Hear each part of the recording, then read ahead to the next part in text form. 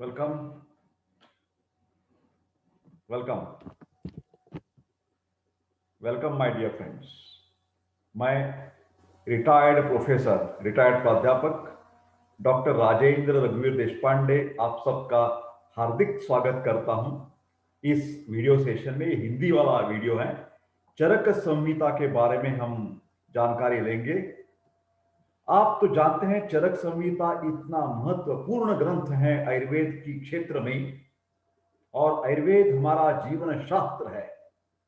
तो चाहे आप आयुर्वेद के स्टूडेंट हो, टीचर हो, डॉक्टर हो, कोई भी हो, सामान्य जन हो, आपको आयुर्वेद के प्रति प्रेम उत्पन्न होना ही चाहिए, क्योंकि ये जीवन शास्त्र है।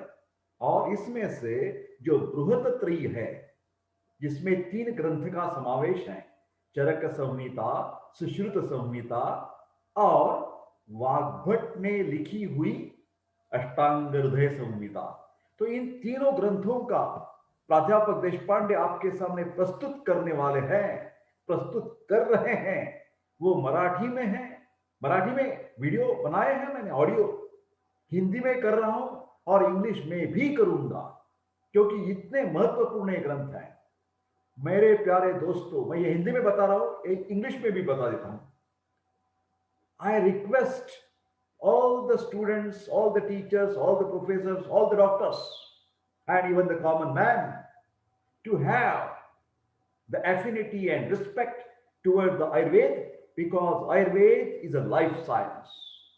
Or Ayurveda, if you want to learn Ayurveda, if you want to have the affinity for the Ayurveda, you must learn Charaka Samhita, Sushruta Samhita, and Ashtangardaya Samhita.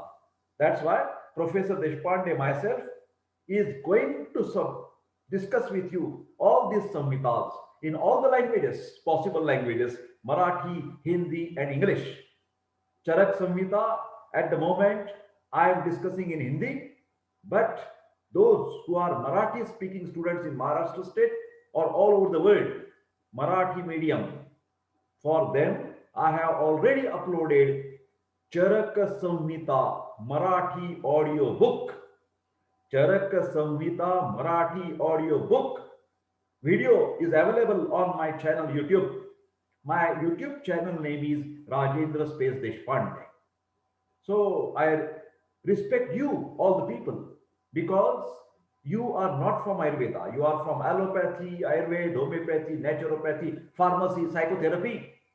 Everywhere the fans are there, and I salute to all of them. Okay, let us start the subject proper. Let us make the screen bigger. So Charaka Purvar, the notes in Hindi, this book is available in PDF form with myself. I am the author of this book. So this is available with me, but it is a paid. It is a paid. You have to pay something. You mail me. Okay. The chapter number is 5. Panch. Matra Shitiya. Shitiya, eating. Matra in a proper quantity, in a proper dose. अच्छी तरह से जो खाना खाते हैं हम, वो अच्छी तरह का मात्रा होना चाहिए, उसका प्रमाण जो है वो निर्धारित होना चाहिए, कम नहीं होना चाहिए, ज्यादा नहीं होना चाहिए। तो presented by professor Deshpande, retired professor, MD in Ayurvedic medicine and MD in Ayurvedic physiology. This is my personal website, my WhatsApp number 9226810630। This is my mail ID professordeshpande@gmail.com। ये पूरा बुक चरक संहिता पूर्वार्ध संक्षिप्त available in Hindi language. So you can mail me all the time. You are always welcome. Write your name, address, whether you are a student, doctor. Introduce yourself. Introduce yourself. And then write what you want. You want the consultation? I do the consultation. Ayurvedic consultations. I do the Panchakarma. I do the online consultation, I do the palmistry consultation, astrology consultation, and I also take the private tuitions for the Ayurvedic students. Okay.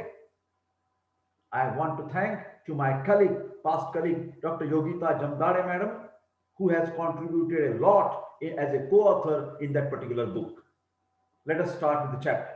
Matra Ashitiya. Matra Ashitiya. इस अध्याय का समावेश स्वस्थ चतुष्क में किया है। 4 अध्यायों के एक एक इकट्ठा करके ग्रुप बनाया है। इस ग्रुप में पहले हम बेशे चतुष्क, पहले 4 अध्याय हैं, अभी 5, 6, 7, 8 क्या बोलेंगे उसको, स्वस्थ चतुष्क। हमें स्वस्थ रहना है, हेल्दी रहना है। अध्याय का आरंभ मात्राशी स्यात्, इस शब्द से होने के कारण अध्याय का पूरा नाम मात्राशीतीय रखा गया है। स्वास्थ्य पालन करने के लिए क्या क्या कारण होते हैं, हम कैसे स्वस्थ रह सकते हैं, इस कारणों की जो दिक्कत की जाती है, चर्चा की जाती है, वो इस अध्याय से चालू हो जाएगी। मात्राशी स्यात् आहार मात्रा पुनः अग्नि बल अपेक्षिणी। कितना खाए, हर एक व्यक्ति को कितना खाना खाना चाहिए, किसके ऊपर निर्भर रहेगा, अपने अपने अपने अपने अग्नि के ऊपर। अग्नि का मतलब है जो पचन शक्ति है, उसको हम अग्नि कहते हैं। कई लोगों का तीक्ष्णाग्नि होता है, कई लोगों का मंदाग्नि होता है, और कई लोगों का विषमाग्नि होता है। जो तीक्ष्णाग्नि वाले जो पुरुष हैं, जो जन हैं, जो सामान्य जन है, आपकी भूख तेज रहती है, बिना खाने आप रह नहीं सकते, तो उन लोगों को थोड़ा थोड़ा करके हर 4 घंटे के बाद थोड़ा थोड़ा खाना चाहिए। उनको उपवास या लंघन या फास्टिंग नहीं करना चाहिए। जिसका मंदाग्नि है, उन्होंने निहारी, नाश्ता, ब्रेकफास्ट नहीं करना चाहिए, सिर्फ 2 वक्त खाना चाहिए, बीच में कुछ खाना नहीं है।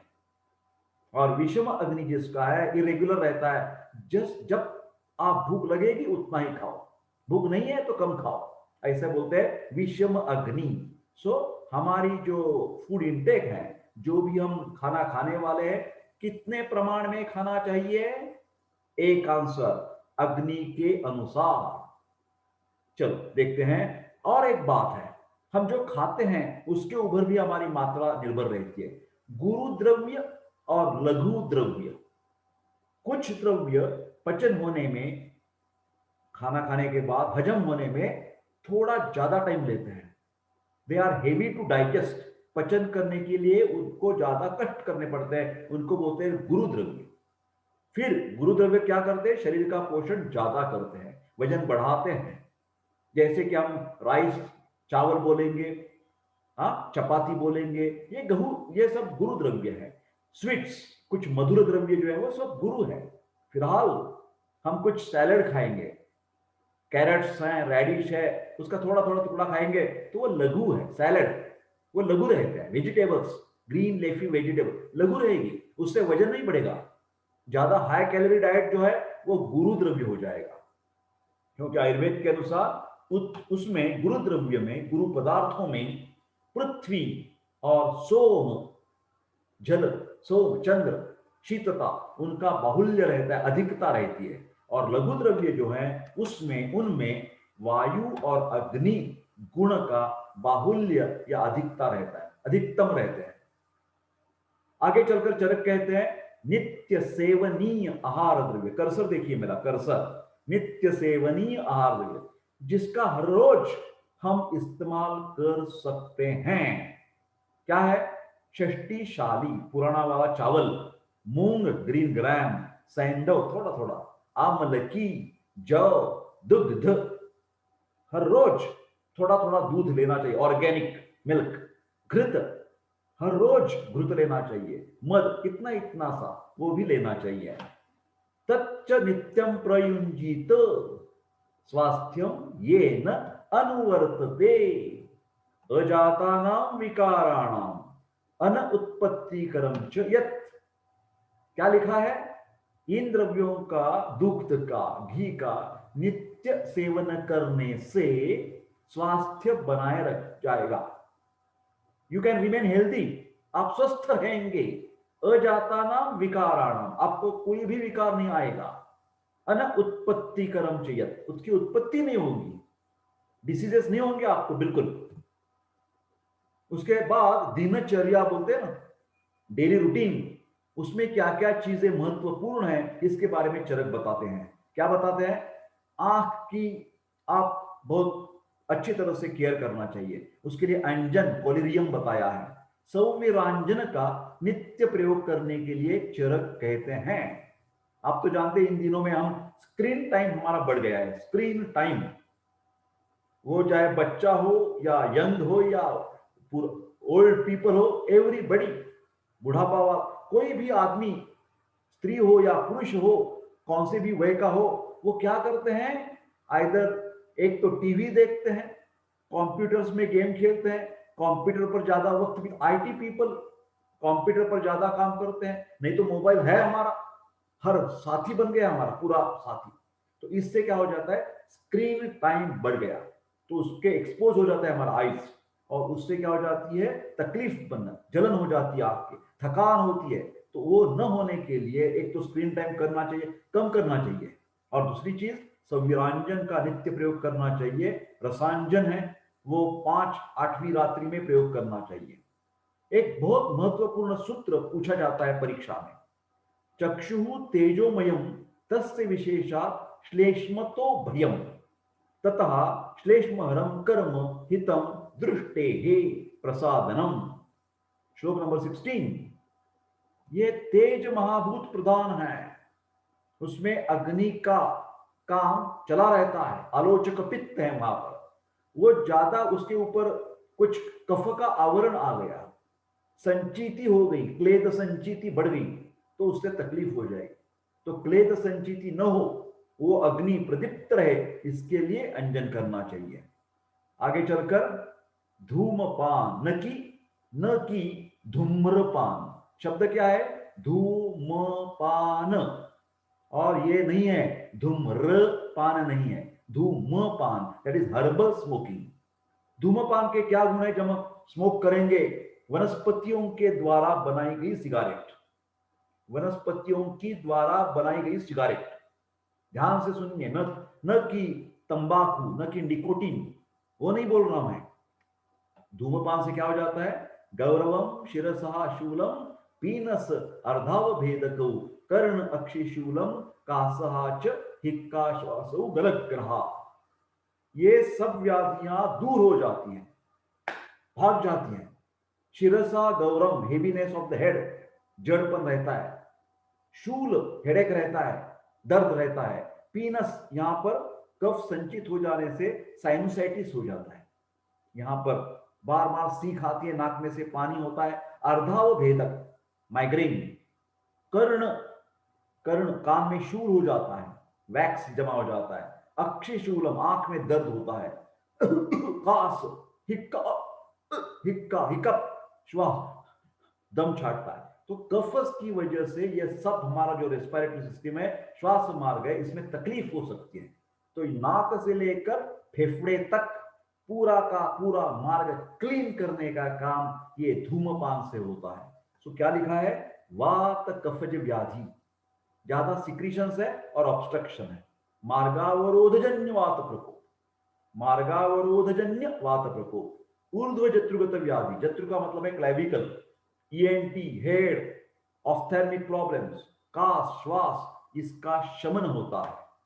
धूमपान किससे करना चाहिए, किन लोगों को करना चाहिए, ज्यादातर जिसको खांसी है, श्वास, दम छाटता है, पीनस, साइनोसाइटिस, शिरोगौरव, प्रसेक, ज्यादा लालास्त्राव बन जाता है, प्रसेक बोलते हैं, मुख दुर्गंधी, तंद्रा, अतिनिद्रा, ऊर्ध्वजत्रुगत वात एवं कफजनित विकारों में धूमपान योग्य हैं। और किसको नहीं करना चाहिए, आयुर्वेदिक हो, वनस्पति जन्य हो, फिर ये लोगों ने इन कंडीशन में धूमपान भी नहीं करना चाहिए।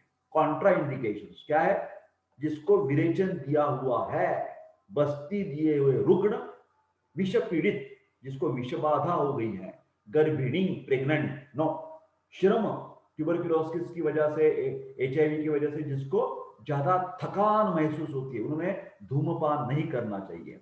भ्रम, गिडीनेस है, मदात्य जो अल्कोहलिक इंटॉक्सिकेशन है, पित्ताधिक्य, जिसकी पित्त प्रधान प्रकृति है या पित्त प्रधान विकार हो गए हैं, एसिडिटी की शिकायत है, आपको जलन हो रही है पूरे बॉडी में, धूमपान नहीं कीजिए। जागरण से प्रभावित व्यक्ति, जिसको लेट एट नाइट सो गए हैं, कुछ काम की वजह से हैं, कुछ ट्रैवल की वजह से हैं, उन्होंने दूसरे दिन धूमपान दिनचर्या में भी होने के बावजूद नहीं करना चाहिए। टाइप्स ऑफ धूमपान: प्रायोगिक, स्नैहिक और वैरेचनिक। प्रायोगिक वात कफाधिक्य में, स्नैहिक वाताधिक्य में, वैरेचनिक कफाधिक्य में, कफ का ज्यादा होने से। प्रायोगिक में उपयोगी द्रव्य कौन से हैं? रेणुक बीज, छठी, कृष्ण जीरक, नागकेशर, उशीर, जटामासी। स्नैहिक में क्या जाता है?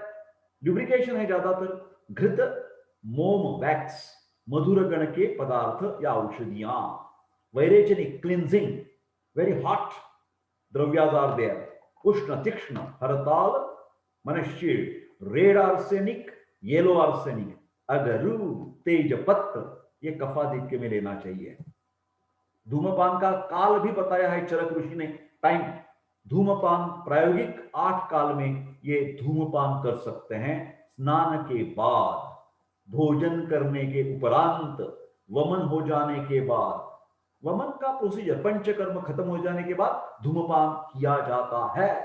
शवथु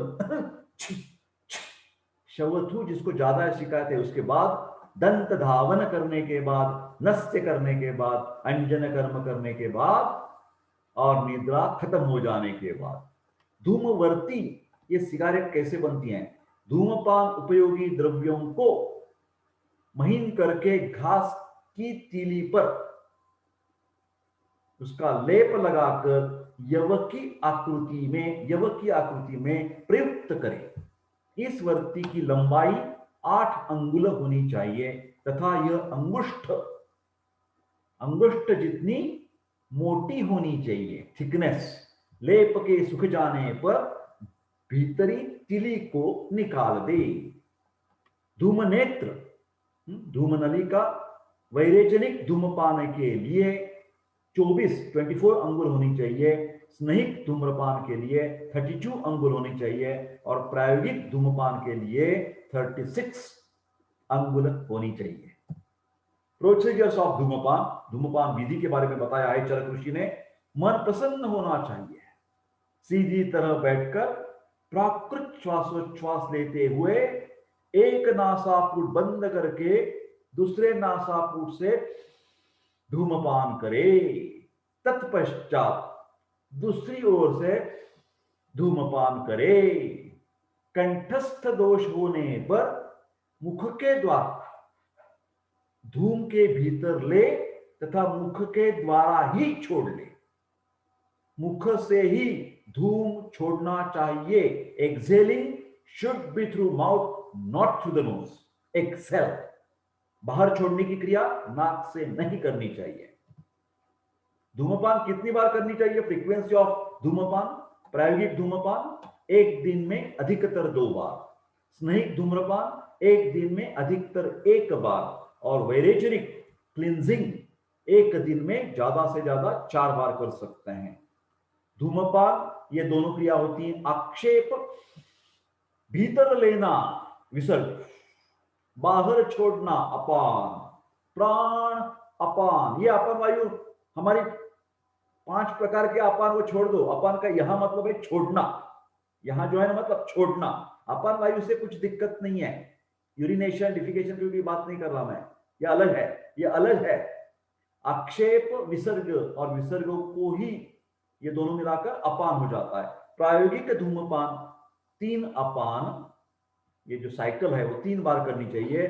स्नैहिक धूमपान के लिए भी 3 साइकिल्स करनी चाहिए। तीक्ष्ण धूमपान के लिए भी 3 साइकिल्स अपान करने चाहिए।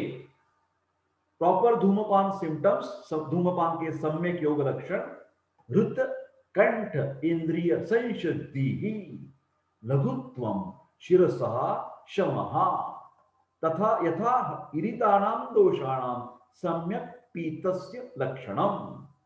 सम्यक पीतस्य, पीत का मतलब धूमपान करने से क्या हो जाएगा?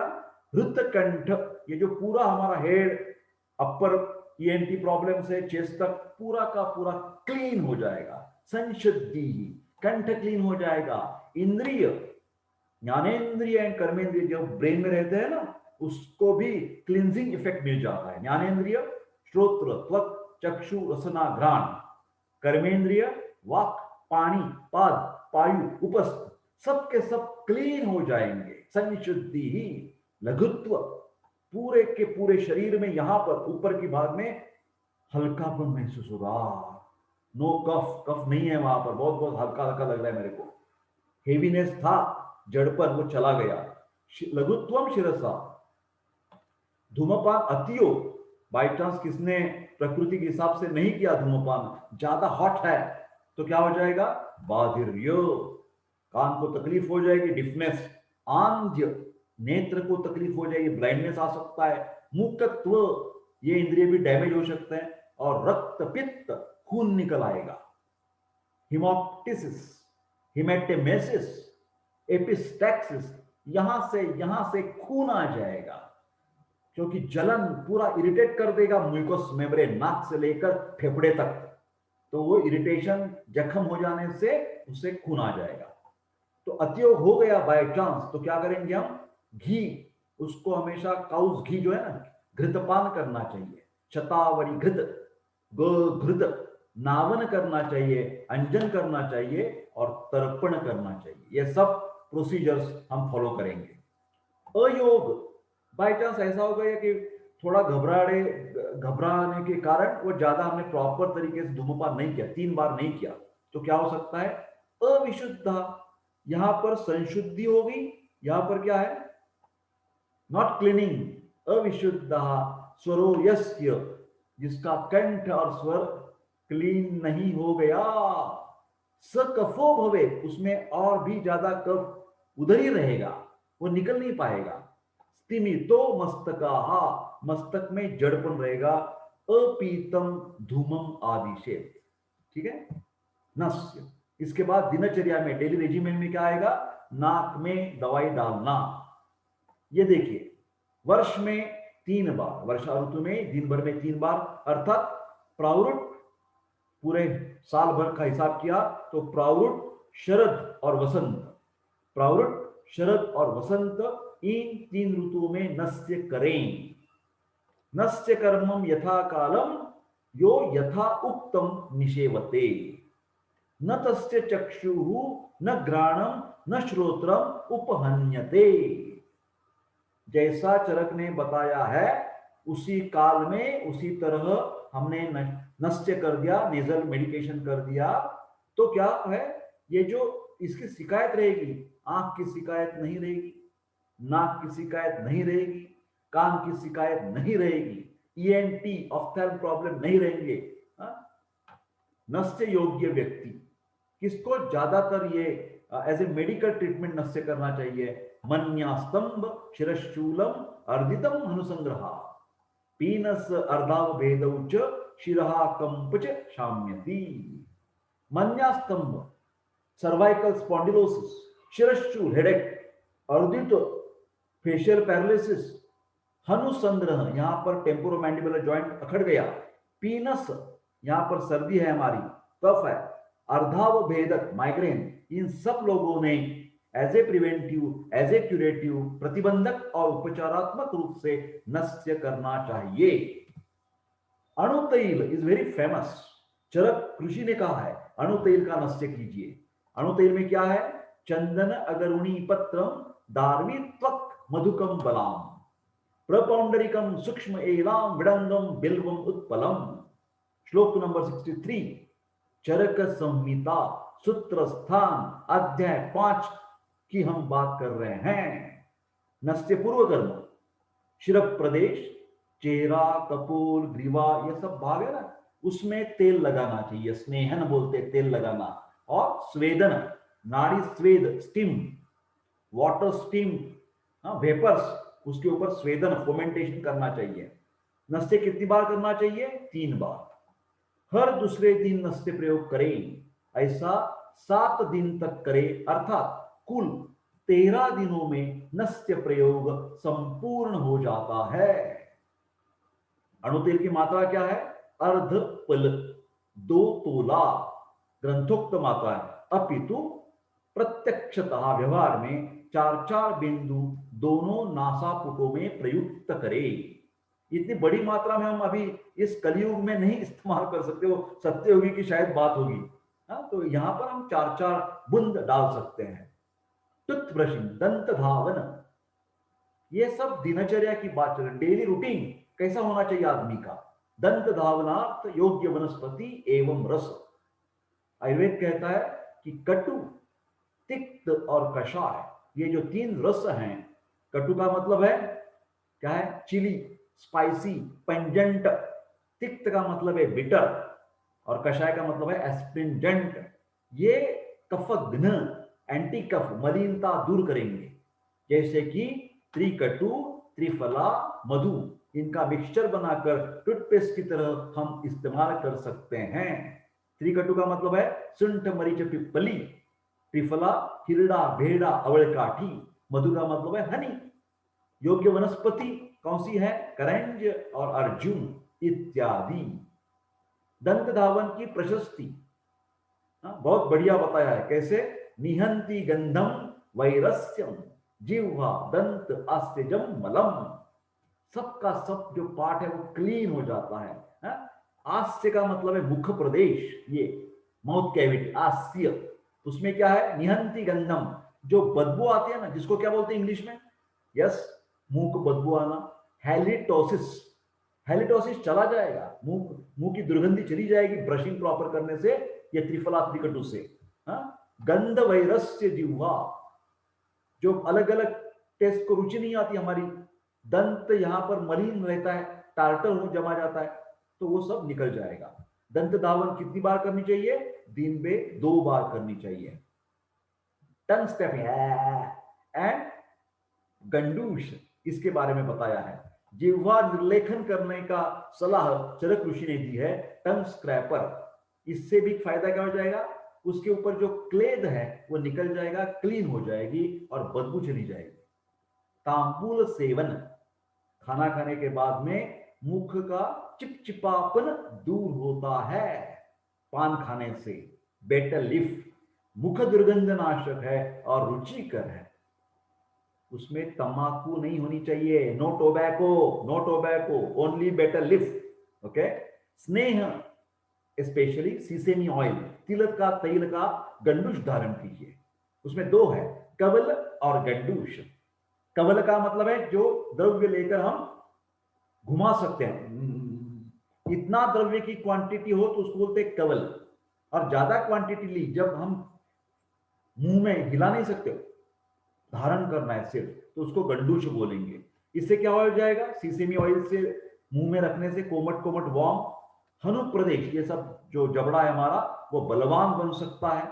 स्वर, आवाज गंभीर और बलवान होता है, सुस्पष्ट क्लैरिटी आ जाती है। दंत वेष्ट एवं ओष्ठों के जो स्फुटन, ये चली जाती है। दंत क्षय नहीं होता और दंत हर्ष भी नहीं होता।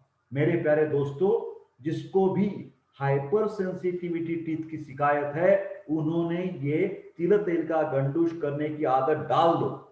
मैं कहता हूं प्राध्यापक देशपांडे।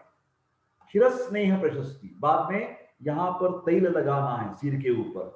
क्या होता है उससे, प्रॉपर ऑयलिंग होता है, प्रॉपर मस्तिष्क में थोड़ा सा उसका एब्सॉर्प्शन हो जाता है। आप तो जानते हैं जो नर्वस सिस्टम है ना मेरे प्यारे दोस्तों, उसके ऊपर जो आवरण है वो फॉस्फोलिपिड का है, माइलिन शीथ कहते हैं। फॉस्फोलिपिड, लिपिड का मतलब है स्नेह द्रव्य।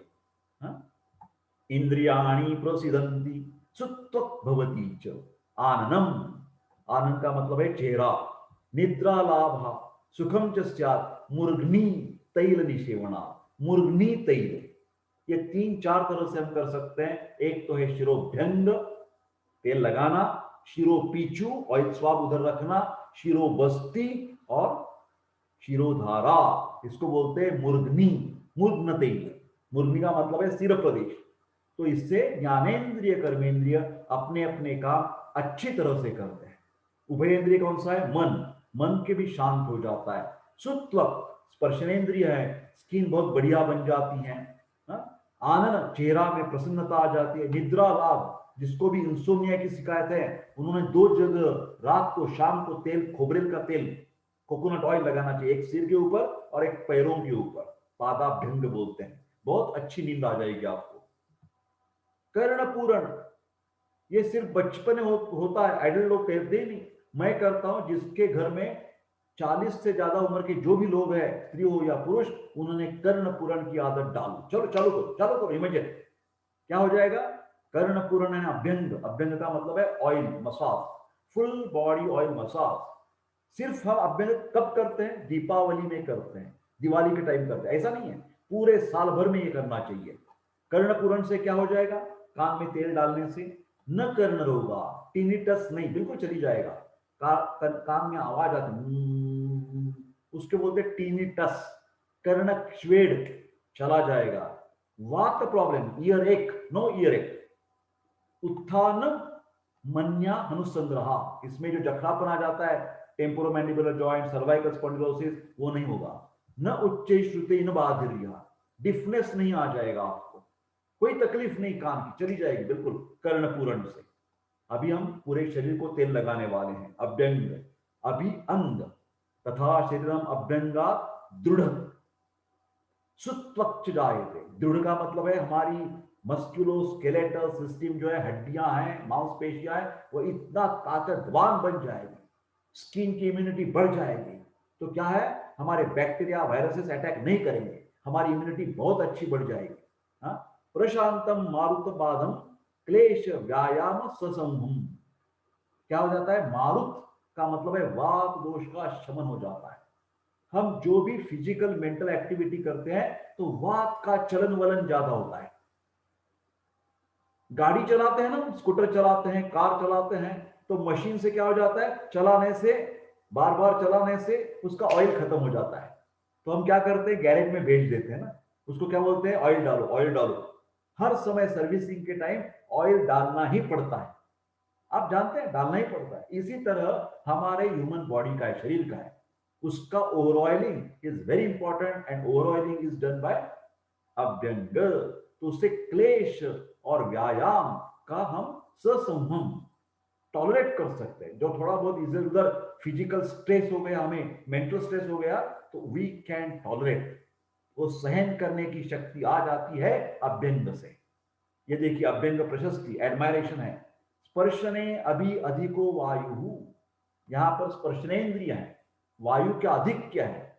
स्पर्शनम च त्वक आश्रितम, त्वच्चहा च परम अभ्यंगः, तस्मात् तम शीलयेत नरः। नर का मतलब है हम। हर मानव में क्या करना चाहिए? अभ्यंग आचरण करना चाहिए। भवती अभ्यंगा नित्यत्वात्, नित्य करने से, हर रोज करने से, नरहा अल्प जर एवच, बुढ़ापा ही नहीं आएगा। जर का मतलब है बुढ़ापा, अल्प जर, anti ageing. Anti ageing treatment है। आप चाहिए आप हमेशा यौवन में रहें तो क्या करना चाहिए? अभ्यंग करना चाहिए। उसके बाद पादाभ्यंग, उदवर्तन और स्नान की बात की है। पादाभ्यंग खरत्वम स्तब्धता रौक्षम श्रमः सुप्ति च पादयोः, सद्य एव उपशाम्यति पाद अभ्यंगा निषेवणा। पैर को तैल से मसलना, plantar region and from knee below, गुड़घे से लेकर नीचे तक हर रोज हमारे पैरों को तेल लगाना ही चाहिए। उससे क्या हो जाएगा? पूरे शरीर में उसका इफेक्ट हो जाता है। खरत्व, जो प्लांटर रीजन में जो सूखापन आ जाता है, फीचर्स पड़ जाते हैं, वो नहीं आएंगे। स्तब्धता, स्टिफनेस नहीं आएगा। रुक्षता, रौक्षम, श्रम, थकान आती है, थोड़ा इधर उधर चल पड़े तो बोलते हैं सर मैं पाँव दुख रहे, बहुत पाँव दुखते हैं मेरे, घुटने दुखते हैं, कमर दुखती है, तो ये सब दुखना चला जाएगा। सुक्ति, टिंगलिंग नमनेस नहीं आ जाएगा। कोल्ड सेंसेशन पैरों को नहीं आएगी। तेल लगाओ, तेल लगाओ, पादाभ्यंग करो। शत धौत घृत, नाम लिख रखिए, शत धौत घृत का पादाभ्यंग कीजिए, बहुत बढ़िया हो जाएगा। शरीर मार्जन उद्वर्तन, उठना बोलते हैं, उठना। शरीर को पाउडर, मेडिकेटेड पाउडर जो है वो लगाने से क्या हो जाता है? दुर्गंध चला जाता है। पूरे बॉडी को जो बदबू आती है, पित्त प्रकृति है, स्वेद ज्यादा आता है, पसीना आता है, तो दुर्गंध होता है, वो चला जाएगा। गौरवम, पूरा अंग में जखड़ाहट है, जड़पन है, वो चला जाएगा। तंद्रा, ड्राउजीनेस, काम करने में उत्साह नहीं, आलस्य है, वो भी चला जाएगा। कंडू, ईचिंग हो रहा है, क्लेद है ज्यादा, वो नहीं होगा, कंडू चला जाएगा। प्रुरैटस, एंटी प्रुरैट, मल चला जाएगा। और अरोचकम, जिसको खाने में दिल नहीं कहता वो भी बोलेगा इसका सब जागृति हो गई है, संवेदना जागृत हो गए हैं। स्वेद विभत्सता हंती, स्वेद ज्यादा पसीना है तो चला जाएगा। विभत्सता, सब फुंसी वगैरह आती है, स्किन का डिस्ट्रक्शन हो गया है, वो अच्छा हो जाएगा। शरीर परिमार्जन, क्लींजिंग इफेक्ट है बुधवर्तन का। उसके बाद हर रोज स्नान तो हम करते हैं, कई कबार जो आलस्य से हम टैबलेट ले लेते हैं, बाथ की टैबलेट, वो नहीं करना चाहिए, क्योंकि हर रोज स्नान करने से वो पवित्र है। प्यूरिफिकेशन, स्टरलाइजेशन सिर्फ हाथ धोने से नहीं है, पूरे शरीर की स्वच्छता रखनी हमारा परम कर्तव्य है। वृक्ष, एफ्रोडिसियक, सेक्स टॉनिक है, स्नान करने से हमारी वो ताकत बढ़ जाती है, मालूम नहीं आपको। आयुष्य, लॉन्गिविटी।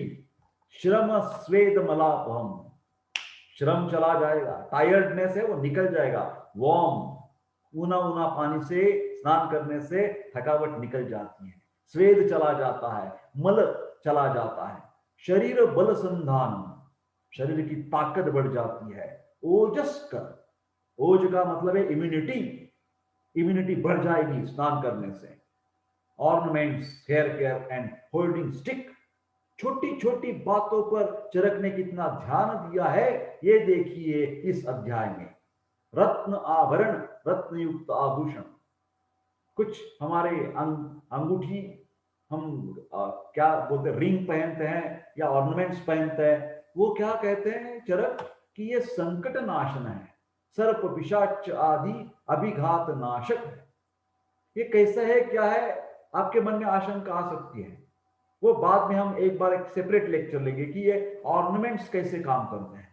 जिसको थोड़ा बहुत एस्ट्रोलॉजी का ज्ञान है, पामिस्ट्री का ज्ञान है, हाँ, ये सब बातें उसमें क्लियर ढंग से बताइए।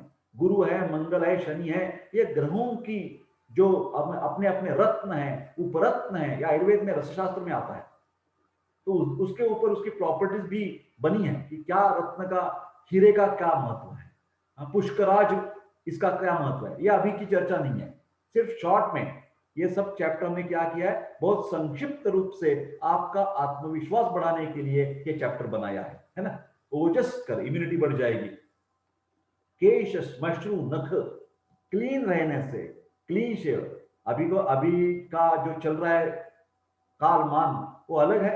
कई बच्चों की ये बढ़ाने से, दाढ़ी मूंछ बढ़ाने से उनको अच्छा लगता है, लड़कियों को भी वो अच्छा लगता है, वो बात में मैं नहीं जाता। फिर ये इसका मतलब ऐसा है कि जब हम केश, श्मश्रु, नख ये सब अच्छी तरह से मेंटेन करेंगे तो उसका असर आपकी पूरी पर्सनैलिटी में पड़ जाता है, और it's become a energetic person. And whenever the person is energetic, naturally he can perform the sexual activities in a good fashion. उसकी जो क्या बोलते हैं ना, सेक्सुअल पावर है, वो भी अच्छी ढंग से आ जाएगी जब पर्सनैलिटी में अच्छापन हो जाएगा। तो इसीलिए वृक्ष है, एफ्रोडिसियक, और आयुष्य का लॉन्गिविटी देगा आपको। पादक त्राण धारण गुण, जब हम पैर में कुछ शूज या चप्पल पहनते हैं तो उसके नेत्र हितकर है, क्योंकि बेयर फुट, सूखे सूखे रास्तों पर चलना गलत बात है। स्पर्शन हितकर, बल्य, उसके स्ट्रेंथ, फिजिकल स्ट्रेंथ भी बढ़ जाएगी, और ये भी वृक्ष है क्योंकि पूरे इम्यूनिटी पर उसका असर पड़ जाता है, ओज के ऊपर उसका असर पड़ जाता है, नेत्र के ऊपर असर पड़ जाता है। छत्र धारण, अमरेला, रोगादि दुर्दैव नाशन। बारिश में भीग गए तो क्या हो जाएगा, बारिश में भिगोगे वर्षा ऋतु में तो अपने आप कफज व्याधि हो जाएंगे, वातज व्याधि बन जाएंगे, आपकी जो हेल्थ है वो डेटेरियोरेट हो जाएगी, उससे चलकर न्यूमोनिया बन जाएगा, ट्यूबरकुलोसिस बन जाएगा, बाई चांस इम्यूनिटी कम होने से इंफेक्शन आ जाएगा। तो इसके लिए उसका बनाया रोगादि दुर्दैव नाशन। छात्र लेने से बल्य, मतलब आपका प्रोटेक्शन कर सकते हैं। किससे प्रोटेक्शन करना है, आतप, सन, स्ट्रॉन्ग सन से, वर्षा, रेनी सीजन, और धूल से भी प्रोटेक्शन हो जाता है। दंड धारण, हाथ में दंड होना चाहिए, स्पेशली रात के समय गिरने के दौरान संभलने के लिए। जो ओल्ड पीपल है, सीनियर सिटीजन, तो वो चलते समय क्या लेते हैं, वॉकर, तो वॉकर इज लाइक दंड धारक। कई कबार हम ऐसे घूमते हैं कि जहां पर ज्यादा भीड़ भाड़ नहीं है, तो शत्रुओं को नाश करने के लिए, कोई अटैक कर रहे हैं उनके ऊपर, तो सेल्फ प्रोटेक्शन के लिए हमारे पास छड़ी रहेगी, काठी रहेगी, तो अच्छा ये चरक कहते हैं। और अभी भी वो बात जारी है, बलदायी है, हमारी फिजिकल मेंटल स्ट्रेंथ, कॉन्फिडेंस आ जाता है, भैया निर्हरणार्थ उपयोगी है। तो ये बात हो गई मेरे प्यारे दोस्तों। आज हमने क्या देखा? चरक संहिता, सूत्र स्थान, और आगे चलकर एक बार मैं फिर आपको बता देता हमने कहां से चालू किया था, इसके ऊपर आ जाते। ये देखिए, आज हमने ये देखा चरक पूर्वार्ध। उसमें क्या आता है पूर्वार्ध में? सेकंड ईयर बीएमएस के लिए है, मैं कहता हूं सब लोगों के लिए है। इसमें क्या आता है? सूत्र, निदान, विमान, शारीर और इंद्रिय स्थान। सूत्र, निदान, विमान, शारीर और इंद्रिय स्थान। ध्यान से सुनिए, मैं जानता हूं थोड़ी मेरी बातें थोड़ी फास्ट फास्ट फास्ट जलद जलद है, फिर आप ये वीडियो बार बार आखिर तक देखो, अपने आप कॉन्फिडेंस आ जाएगा, मैं कहता हूं आपको। तो ये हमने आज बात की मात्रा शीति, उसमें दो चीजें बताई गई हैं। क्या बताई गई हैं? कि एक खाना खाना है तो अच्छी ढंग से खाओ, अपने अपने अग्नि के हिसाब, डाइजेशन कैपेसिटी के हिसाब करके खाओ। और दूसरी बात कही है दिनचर्या के बारे में, उसमें नस्य बताया है ना, धूमपान बताया है, डंडूज बताया, दंत धावन बताया, जीवा निर्लेखन बताया, सबके साथ बात चरक ऋषि ने इस चरक सूत्र स्थान अध्याय 5 में की है।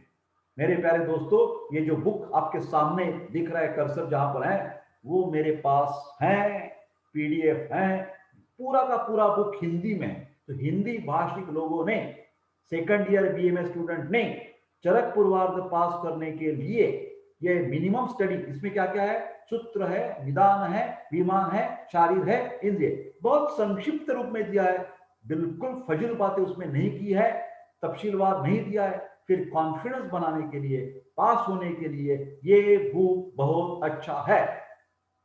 मैं आप सबको बहुत बहुत धन्यवाद देता हूं।